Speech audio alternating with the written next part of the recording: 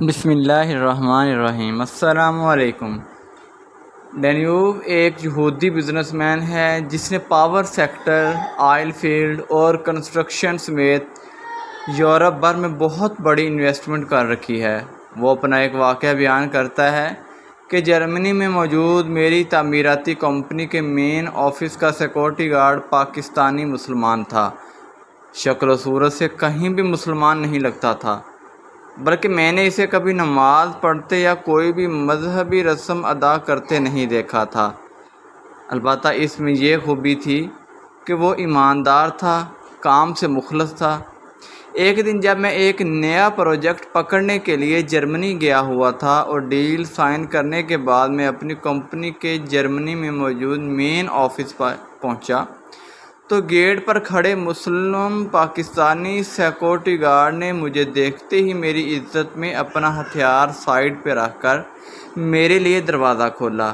نہ جانے مجھے کیا سوچی کہ میں اس مسلم نوجوان کے پاس رک گیا اور اسے کہا کہ قرآن مجید میں لکھا ہے ایک ایک مسلمان 100 غیر مسلم پر باری ہے، جبکہ مجھے نہیں لگتا کہ تم اپنے جیسے کسی ایک پر بھی بھاری پڑ سکتے ہو۔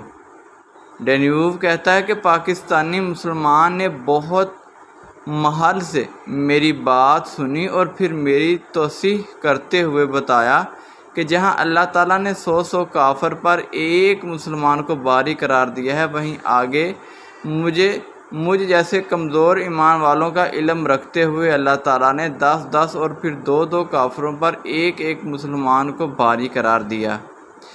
اس مسلمان سیکورٹی گارڈ کی بات بجا تھی، مگر میں اپنی ضد پر اڑ گیا اور کہا یا تو تم ثابت کرو کہ مسلمان 100 کافر پر باری ہے، یا پھر مان لو کہ قرآن پاک نعوذ باللہ جھوٹ ہے۔ میری بات سن کر مسلمان سیکورٹی گارڈ کچھ دیر کے لیے خاموش ہو گیا، جسے میں نے اپنی فتح سمجھا۔ وہ دفتر کی جانب قدم بڑھا دیے، ابھی ایک قدم اٹھا ہی تھا کہ مسلم سیکورٹی گارڈ نے مجھے مخاطب کرتے ہوئے کہا، سر، قرآن کریم میں ایک ایک لفظ سچ ہے اور یہ میرا ایمان ہے، اور میں بہت جلد آپ کو ثابت کر دوں گا کہ ایک ایک مسلمان 100 کافر پر باری ہے۔ میں نے لاپرواہی سے کہا، مجھے شدت سے انتظار رہے گا، اور آگے بڑھ گیا، جبکہ میرا باقی سٹاف جو میری اور مسلم سیکورٹی گارڈ کی بات سن رہا تھا وہ مجھے داد دیتے ہوئے میرے ساتھ چلنے لگا۔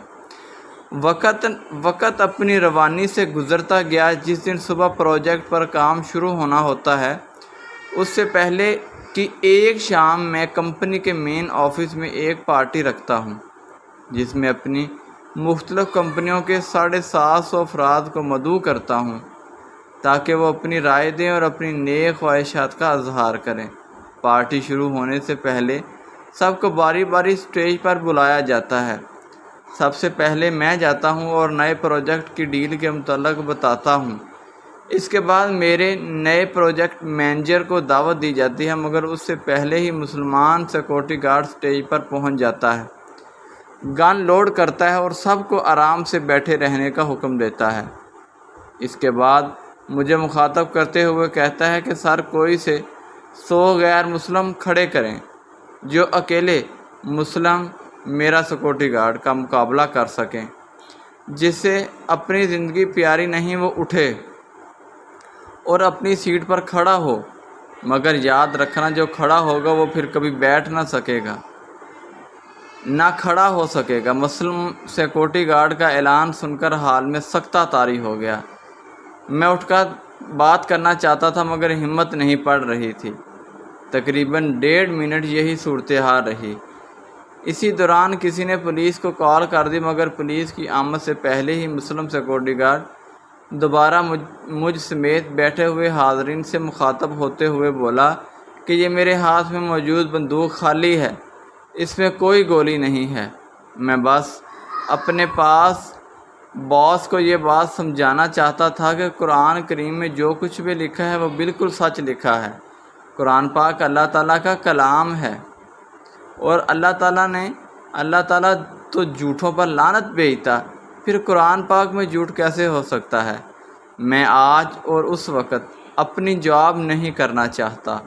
جہاں میرے ایمان کو مشکوک بنا دیا جائے۔ اس کے ساتھ ہی سیکورٹی گارڈ نے مجھے مخاطب کرتے ہوئے سر کی بجائے میرا نام پکارا اور کہا، مسٹر ڈینیوو، یاد رکھنا مسلمان آج بھی اتنا ہی طاقتور ہے، بس تم جیسے لوگوں کی چالوں نے ان کا ایمان کمزور کر دیا، ورنہ آج تم نے آزما لیا ہے کہ ایک نہتہ چھوڑ کر جا رہا ہوں، کیونکہ میں کسی ایسی جگہ پر جاؤ مسلمان تم 700 لوگوں کو خالی ہتھیار کے بل بوتے پر دبا کر رکھ سکتا ہے۔ ابھی مسلم سیکورٹی گارڈ کی بات جاری تھی کہ جرمن پولیس کے دستے ہال میں داخل ہوئے۔ سب نے ہتھیار تان لیے، پوزیشن لے لیں اور مخاطب ہو کر پوچھا، مسلم دہشت گرد کہاں ہے؟